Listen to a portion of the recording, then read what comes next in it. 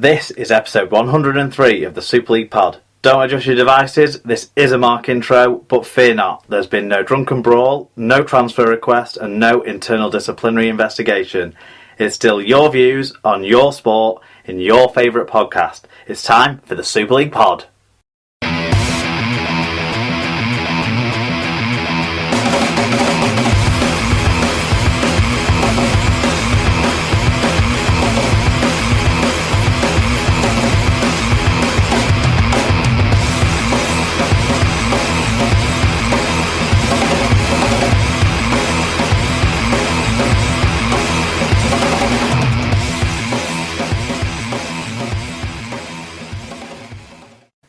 Okay everyone, so episode 103 of the Super League Pod. You'll notice that it was me doing the intro, which doesn't mean Tom isn't here, but it does mean Tom's on the other end of a phone tonight. He's on holiday up in the lakes, but couldn't resist speaking to you all, so wanted to get involved still as always. So welcome along, Tom. Hello everyone, I think that's the longest introduction I've ever had for anything. Always a pleasure, never a chore. I wouldn't have missed this for the world, Mark, though. That's good to have you on board. So we're going to start with, as normal, with the shout-out and feedback. It's probably going to be slightly shorter show than usual this week, and there'll be a couple of bits where you dip out, Tom, just so that we don't take up too much of your holiday time. But I know that you're keen to be involved as much as you can be. Yeah, absolutely. So I guess we'll catch up more on where you are and what you've been up to next week when you can give it your full sort of attention after you've had a few days up in the lakes. So we'll move straight into the feedback. We can. I'll just say, it's fucking boiling up here. It's not so cold down here either. It's been red as, like, to the point of tropical and like rainstorms at night and then clearing up again. It's like being on holiday in I don't know, not the lakes. It's been insane. But yeah, we'll talk more about it next week, definitely. Sorry. How's your Erin getting on with the sun then? She's fine. Do you know what? Actually, the sun has not been a problem. We've had low-flying fighter jets over today, and one came over, and it must have been 200 feet above us, and like right over the top of where we were. And bless her little cotton, she absolutely shat the chicken. But apart from that, she's been fine. She's okay. She's okay with thunder. No, I meant sunburn, Tom. You meant what? Sorry. I meant sunburn. Oh, sunburn! I thought you said thunder. No. Oh no! She's actually really good.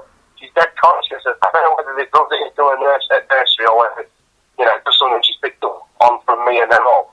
But she's very conscious of being in the shade and making sure she has trim on and stuff. So she's absolutely golden. Well, I got a bit of sunburn over the weekend. Not really impacted on what we've had to do either. So now she's having a whale of a time. Right. That's great to hear. Let's get into it then.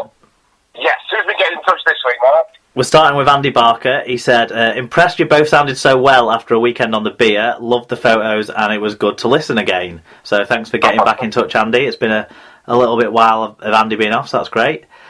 Yeah, good to hear from him. I think we certainly sounded better than we looked after a weekend on the beers more than anything else. Yeah. A couple from Bernard JKD here. First of all, Warwickshire Cricket are the Bears, and yes, have a bear on their county crest, although he's not sure that he's scratching his arse.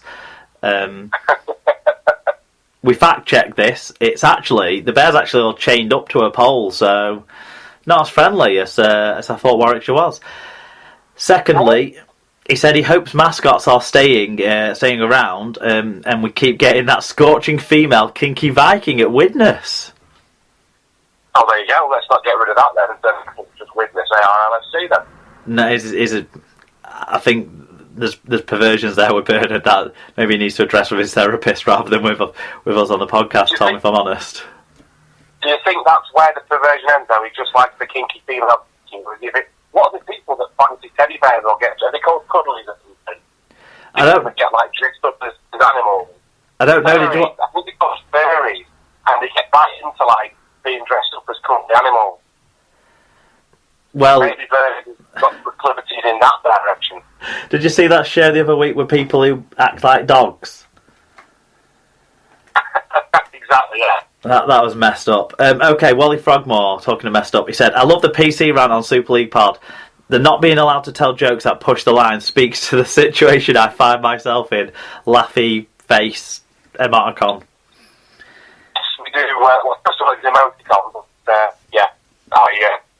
He feels that pain, doesn't he? Yeah, well, I think he creates his own pain, if anything. But yeah, he's on board with that view, that strand of thinking anyway. Paul Campbell, he says, who is Vanessa? Lots of laughy face emoticons. As for the chair, it got what it deserved. God, he's an angry man, isn't he? He's a little tiny ball of cotton age, isn't he? Yeah, he really, yeah. I mean, in this heat as well, it's got to be driving Paul nuts. Can't be good for him. At least it's not him that's getting his R18 name wrong. At least it's somebody else. It doesn't matter if we do it. Okay, Barry McDermott got in touch. Our friend Barry. Yeah, our mate Baz. He said, sorry your photo was a dud. Let's do another when you're next at a Sky game. Tom, tell Mark to stop swearing.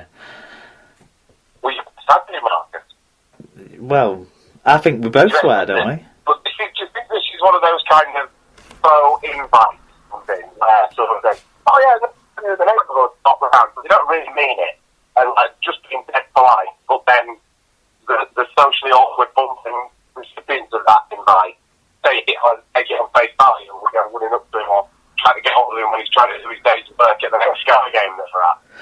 I'm pretty sure he's not going to stop filming to have the picture done, but if we sort out a time before filming starts, I think that's what he was suggesting, Tom.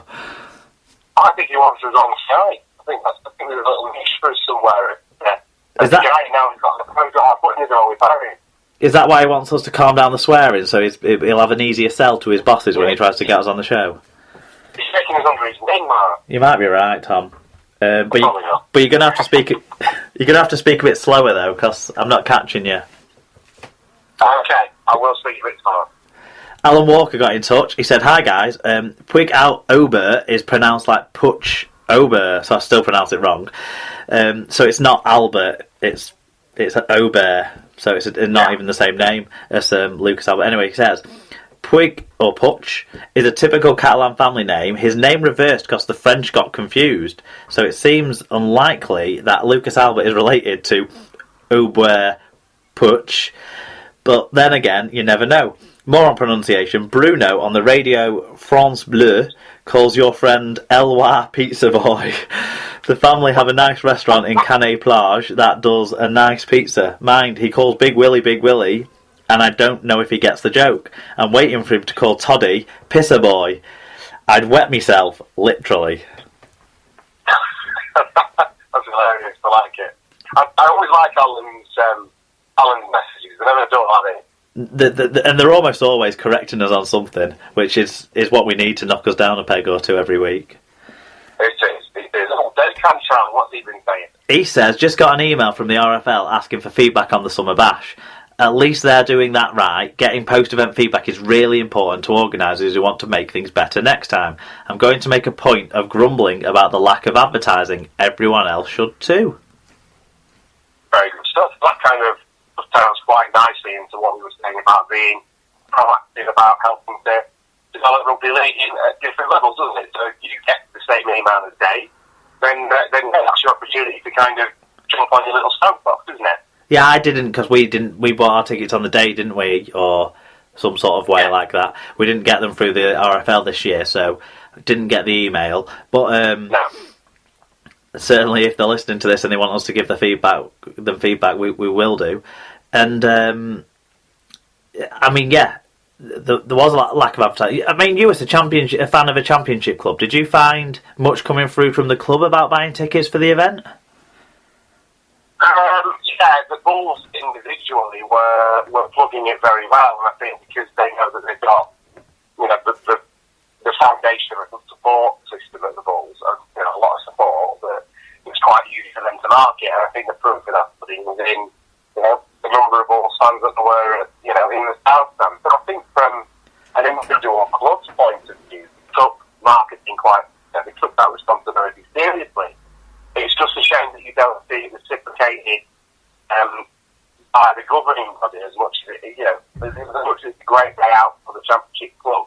They're always in view to kind of make it that great day out by booking it themselves and by trying to sell it to their fans, which okay to do back the Bulls, but if you're, Workington or Oldham or Swinton, for instance, you've got this vociferous couple of hundred cars to bought, but how are they supposed to market it and make any money off it when they're already paying for the privilege of being there? I think the RFL has a responsibility and owes it to those clubs to kind of to push this a bit more, and it certainly seems lacking this year.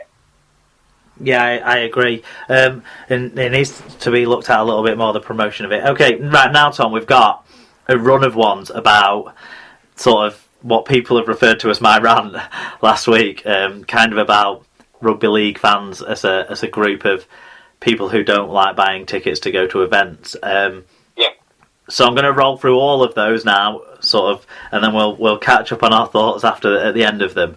So sounds good. See you on the other side. Yeah, we'll start with Lee Whitnell. Lee said, "Loved your rant this week, Mark. As someone who only bought their first rugby league ticket 3 years ago, I still find it astonishing how cheap it is to attend games and how hard it seems to fill pretty small stadiums for marquee events. I got 4 tickets for the Four Nations final for £40 on an early bird deal, and I'm sure the RFL are relying on England to get there so they can fill Anfield. If Rugby Union ran a game at the same venue for £50 a ticket, you'd probably have to enter a ballot to try and get one. Full stadiums make better TV spectacles, which will lead to more coverage, more new fans, and more money for the sport. It's in our hands."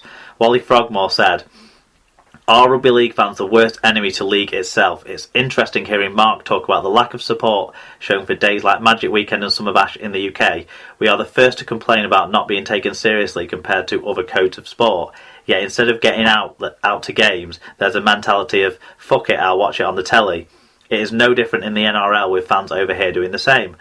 Which also makes me wonder the same when it comes to the supposed rest fault that has been coming up over the last few weeks. I've made my thoughts on this known, but being it is seen in both Super League and NRL fans, I have to ask, is our sport really that complicated, or are we just a bunch of whiners?"